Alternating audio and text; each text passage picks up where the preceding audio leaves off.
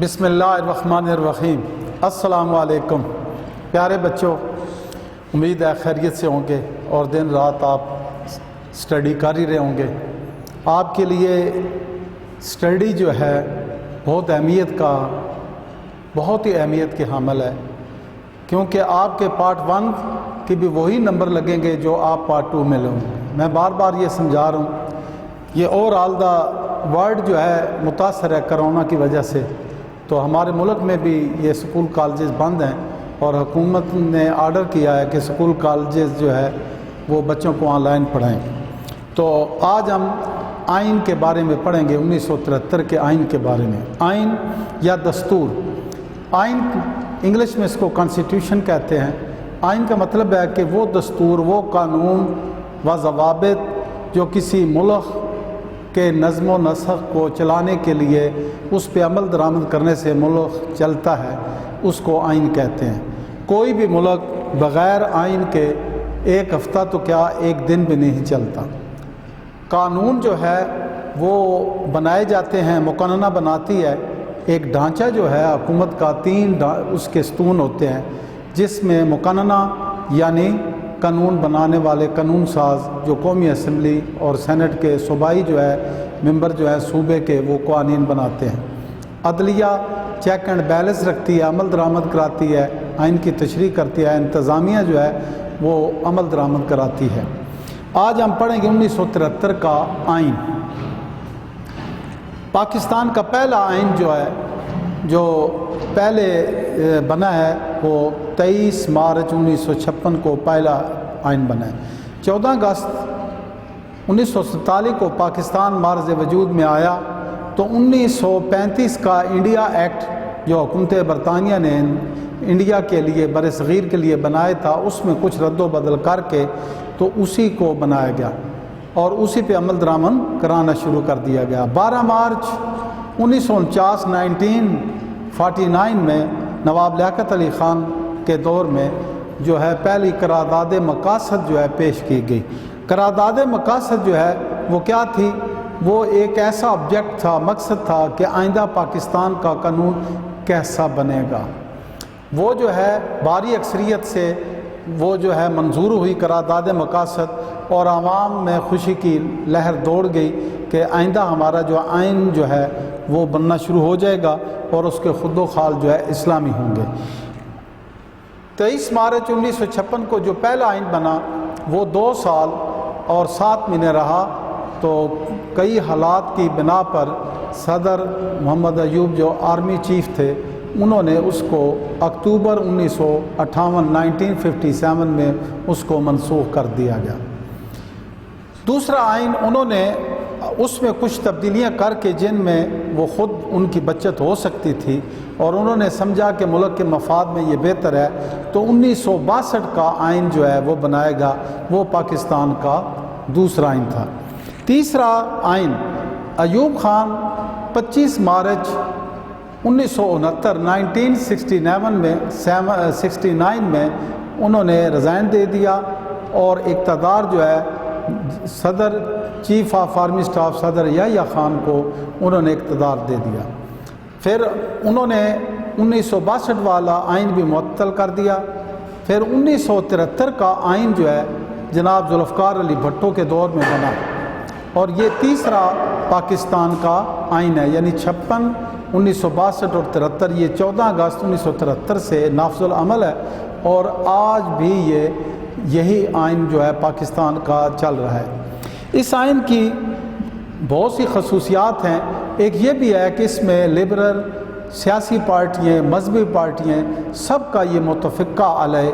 اور یعنی بھاری اکثریت سے یہ قانون بنایا گیا۔ اور ذوالفقار علی بھٹو کا یہ ایک بہترین کارنامہ ہے کہ انہوں نے 1973 کا آئین تشکیل دیا،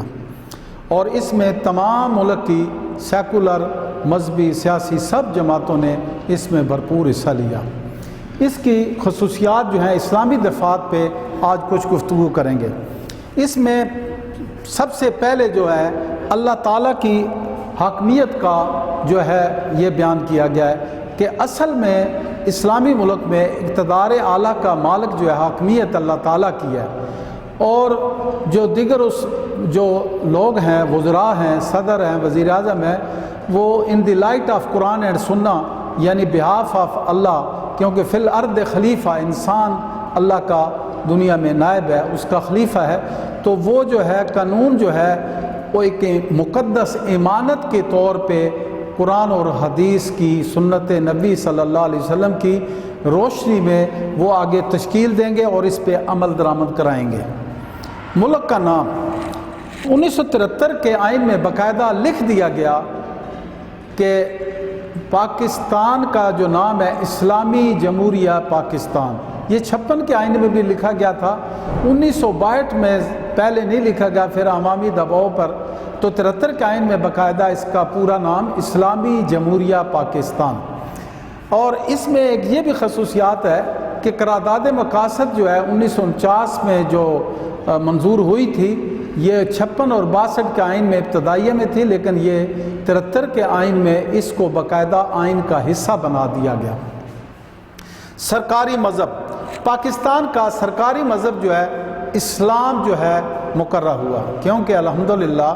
یہ 97% مسلمان ہیں اور یہ بنا ہی اسلام کے نام پہ تھا، اس کے اساس جو ہے دین اسلام ہے، تو مذہب اسلام جو ہے، اور یہ دنیا کا واحد ملک ہے جو ایک آئیڈیالوجی پہ بنا۔ وہ آئیڈیالوجی کیا تھی؟ وہ نظریہ اسلام تھی۔ صدر اور وزیر اعظم کا یہ جو ہے یہ بھی واضح کر دیا گیا کہ چونکہ یہ اسلامی ملک ہے تو اس میں صدر اور وزیر اعظم جو ہیں یہ کی پوسٹیں ہیں، ان میں دونوں کا مسلمان ہونا ضروری ہے، اور دونوں خدا کی وحدانیت اور اسلام کے اصولوں اور خاص طور پہ حضرت محمد صلی اللہ علیہ وآلہ وسلم کو آخری نبی بھی تسلیم کرتے ہوں، تو صدر اور وزیر اعظم کے لیے یہ شرط قرار دی گئی۔ حالانکہ دیگر عہدے جس طرح چیف جسٹس آف پاکستان ہیں، کئی جو ہے غیر مسلم جو رہے ہیں، لاسٹ جو ہے بھگوان داس جو ہے وہ ہندو تھے، لیکن انہوں نے وہ چیف جسٹس آف پاکستان بنائے گئے اور انہوں نے بڑے اچھے کام بھی کیے۔ اس کے علاوہ مسلمان کی تعریف 1973 کے آئین میں یہ واضح کر دیا گیا کہ مسلمان کی کیا تعریف ہے۔ جس طرح اسلامی عقائد اور ارکان پہ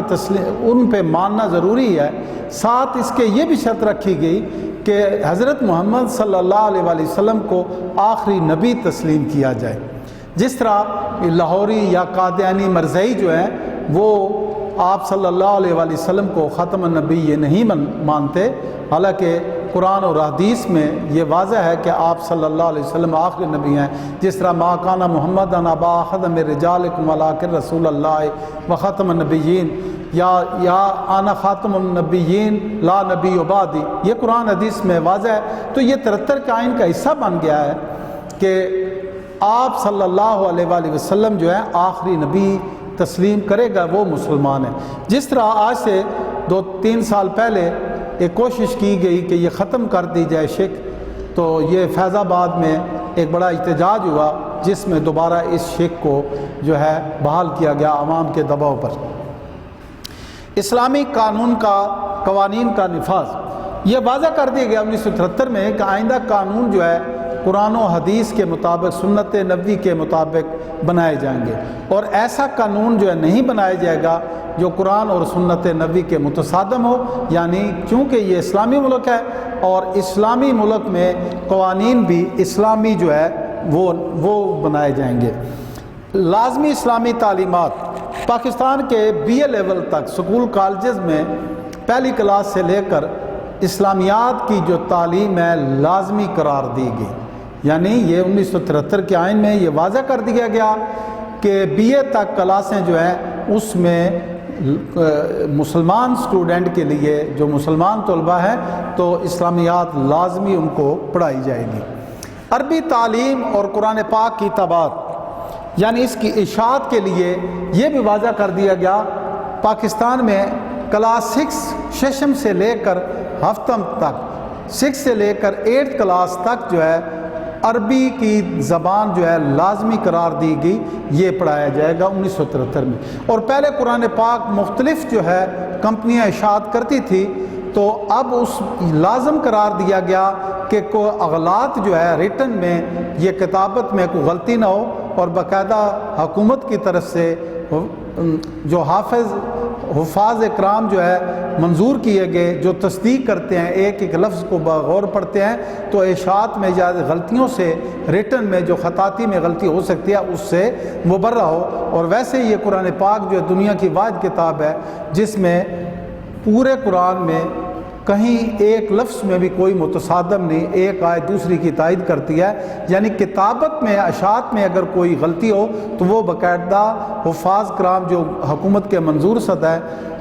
شدہ ہیں وہ باقاعدہ سرٹیفائی کریں گے، تو تب جا کر قرآن پاک کی وہ اشاعت وہ پبلک میں پبلش ہوگی۔ اسلامی اقدار بردباری، رواداری، ہمدردی، مساوات، تو یہ جو ہے ان پہ جو ہے عمل درآمد کیا جائے گا۔ جو اسلام کی مساوات ہے، کوئی بڑا اونچا نہیں، قانون میں سب برابر ہیں،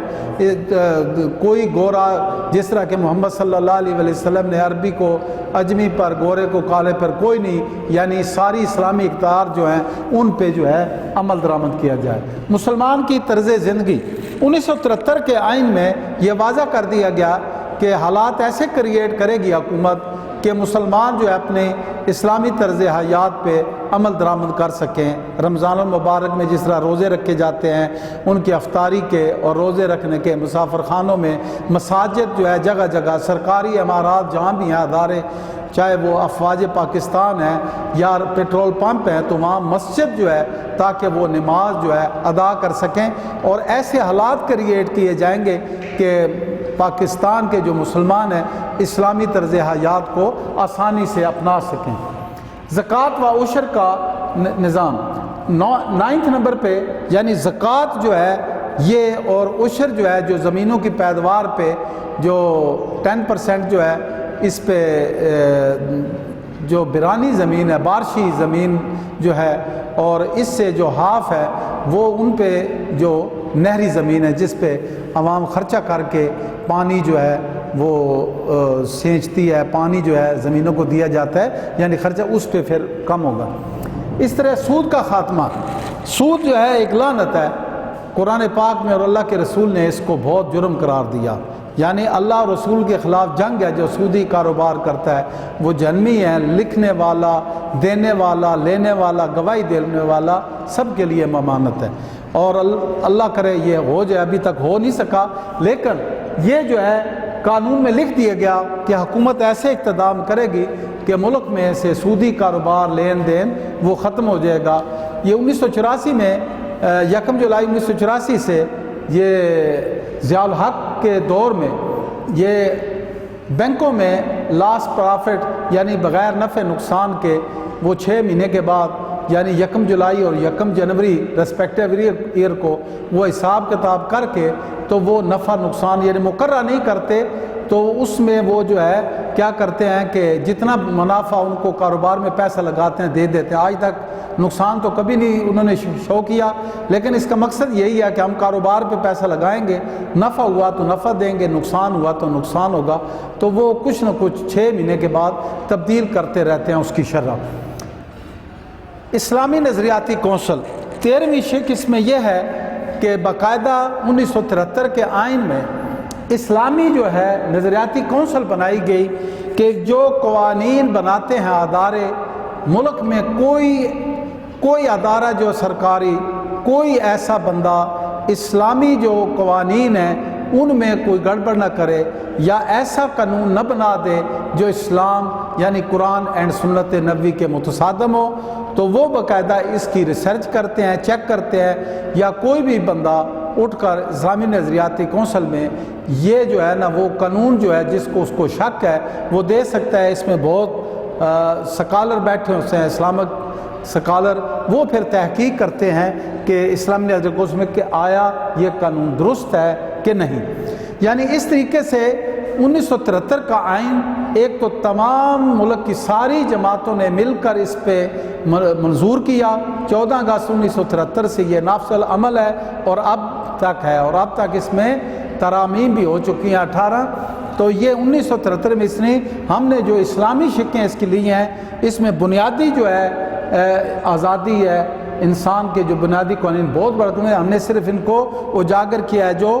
دستور پاکستان 1973 کی اسلامی دفعات کو اللہ تعالیٰ کی حکمیت، ملک کا نام اسلامی جمہوریہ پاکستان، سرکاری مذہب اسلام، صدر اور وزیر اعظم کا مسلمان ہونا اور آخری نبی محمد صلی اللہ علیہ وسلم کو ماننا، اور مسلمان کے لیے بھی آخری نبی محمد صلی اللہ علیہ وسلم کو ماننا۔ اسلامی قوانین یعنی قرآن و حدیث کے متصادم کوئی قانون نہیں بنے گا، اور سکول کالجز میں اسلامیات کی تعلیم لازمی قرار دی گئی۔ ششم تا ہفتم قرآن پاک عربی تعلیم جو ہے یہ لازمی قرار دی گئی۔ اسلامی اقتدار کا خیال کیا جائے گا، ایسے حالات بنائے جائیں گے، حکومت کرے گی کہ مسلمان جو اپنے اسلام پہ عمل درآمد کر سکیں۔ زکوٰۃ و عشر کی کمیٹیاں بنی، اور اب بھی بینکوں سے یکم رمضان المبارک کو 2.5% جو ہے وہ اس میں سے پیسے کاٹے جاتے ہیں جو مسلمان جن کے کھاتے ہیں۔ سود کا خاتمہ کیا جائے گا، اور اسلامی نظریاتی کونسل کو تشکیل دیا گیا تاکہ اگر کوئی ایسا ادارہ